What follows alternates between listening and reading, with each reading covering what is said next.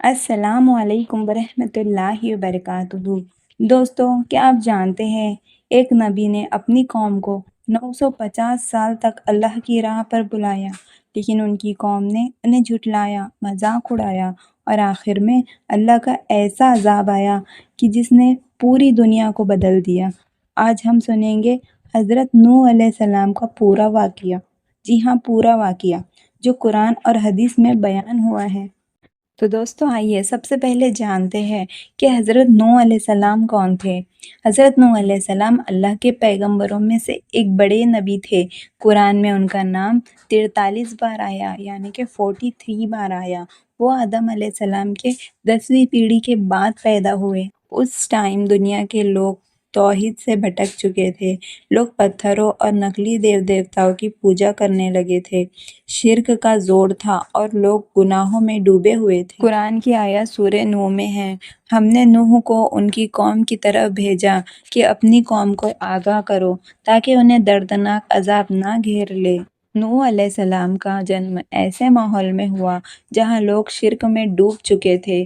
جب وہ جوان ہوئے تو ان کی سچائی، امانت داری اور نیک صفتیں اتنی مشہور تھی کہ لوگ انہیں عزت سے دیکھتے۔ تب اللہ کا حکم ہوا اور اللہ نے نوح علیہ السلام کو نبوت عطا کی۔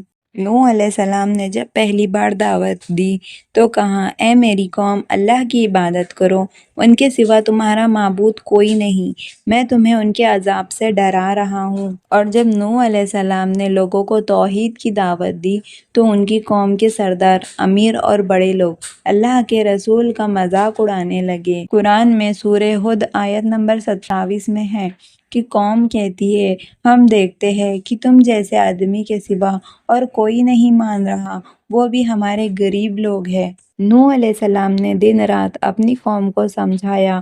وہ کہتے، میں تمہارے لیے رحمت کی دعا مانگتا ہوں، اللہ کی طرف لوٹ آؤ۔ سورہ نوح اور آیت نمبر 5 اور 6 میں ہے، نوح نے کہا، اے میرے رب، میں نے اپنی قوم کو رات دن بلایا مگر میری دعوت نے انہیں بھاگنے پر ہی مجبور کیا۔ 950 سال تک انہوں نے کبھی ہار نہیں مانی۔ لوگ پتھر پھینکتے، گالیاں دیتے، مگر وہ کہتے، اے اللہ، انہیں ہدایت دے۔ ان کی قوم کے لوگ کہتے، اے نوح، اگر تم نے ہمیں سمجھانا بند نہیں کیا تو ہم تمہیں پتھر مار دیں گے۔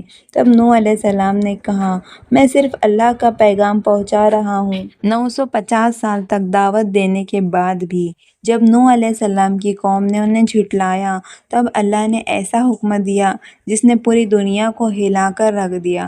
اب شروع ہوتی ہے کشتی بنانے کی کہانی اور اللہ کا سب سے بڑا عذاب۔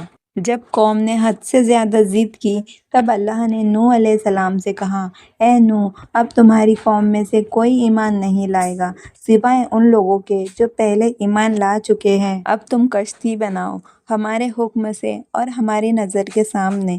یہ سورہ ہود آیت نمبر 36 میں ہے۔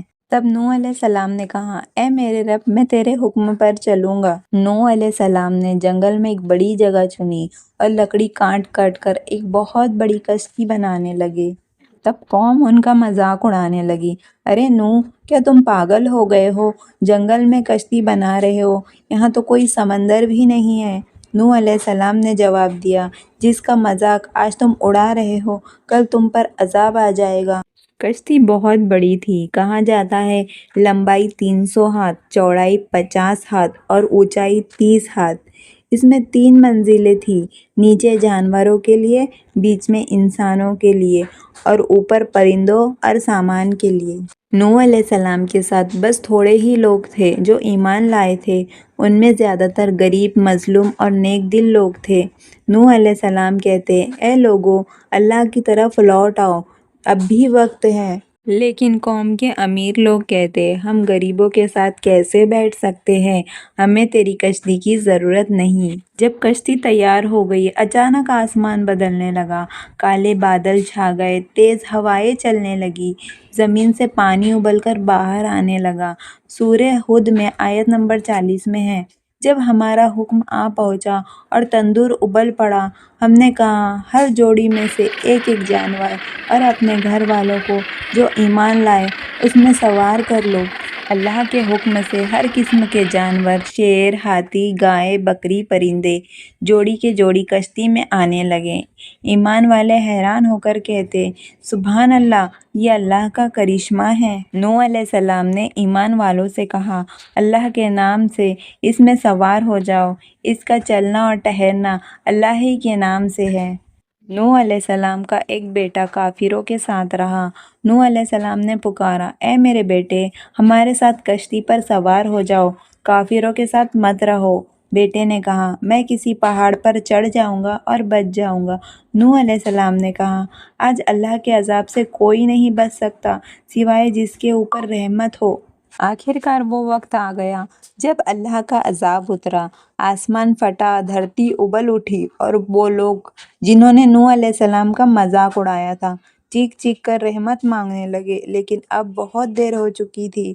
جب اللہ تعالیٰ کا حکم آیا، فوراً آسمان سے پانی برسنا شروع ہو گیا اور زمین سے پانی ابلنے لگا۔ بارش اتنی تیز ہو رہی تھی کہ آسمان اور زمین جیسے مل گئے ہو۔ ندیاں افان مارنے لگی، پہاڑوں کے اوپر تک پانی چڑھ گیا، کافروں کے گھر کھیت سب ڈوبنے لگے۔ اب نوح علیہ السلام کی قوم کے لوگ چیخے مارنے لگے، نوح ہمیں بچا لو، ہم توبہ کرتے ہیں۔ لیکن اب رحمت کا دروازہ بند ہو چکا تھا۔ نوح علیہ السلام کی کشتی اللہ کے حکم سے چل پڑی اور وہ کشتی پہاڑوں جیسی لہروں سے چل رہی تھی۔ نوح علیہ السلام نے دیکھا کہ ان کا بیٹا ایک پہاڑ پر چڑھ رہا ہے۔ انہوں نے پکارا، اے میرے بیٹے، ہمارے ساتھ آ جاؤ۔ بیٹے نے ضد سے کہا، میں اس اونچے پہاڑ پر رہ کر بچ جاؤں گا۔ تبھی ایک بہت بڑی لہر آئی اور اس کے سامنے سے اسے بہا لے گئی۔ پھر اور ایک لہر آئی جو اس کے بیچ میں حائل ہو گئی اور وہ ڈوبنے والوں میں ہو گیا۔ جو لوگ اللہ تعالیٰ کو جھٹلاتے تھے اب وہ پانی میں ڈوب رہے تھے، ان کے محل دولت سب بیکار ہو گئے۔ جو کبھی نوح علیہ السلام کا مذاق اڑاتے تھے اب رحمت کی بھیک مانگ رہے تھے۔ کافر پکارنے لگے، اے نوح، ہمیں بچا لو، ہم ایمان لاتے ہیں۔ لیکن اللہ کا فرمان تھا، انہیں ان کے گناہوں کی وجہ سے ڈبا دیا گیا اور آگ میں داخل کر دیا گیا۔ لہریں پہاڑوں جیسی اونچی اٹھ رہی تھی۔ کشتی میں بیٹھے ایمان والے لوگ اللہ کا شکر کر رہے تھے۔ جانور بھی اللہ کے حکم سے سکون میں تھے۔ روایتوں میں آتا ہے کہ یہ طوفان لگاتار 40 دن اور 40 راتوں تک چلتا رہا۔ زمین پوری طرح ڈوب چکی تھی، کوئی جگہ سوکھی نہیں بچی۔ پھر آخر کار اللہ نے حکم دیا، اے زمین اپنا پانی سوکھ لے اور اے آسمان تھم جا۔ پانی اتر گیا اور کام ختم کر دیا گیا اور کشتی جودی پہاڑ پر ٹھہر گئی۔ 40 دن اور 40 راتوں تک چلنے والا طوفان تھم چکا تھا، چاروں اور سناٹا تھا، پانی اتر چکا تھا۔ اب نوح علیہ السلام اور ان کے ساتھی کشتی سے اتر کر ایک نئی زندگی کی شروعات کرنے والے تھے۔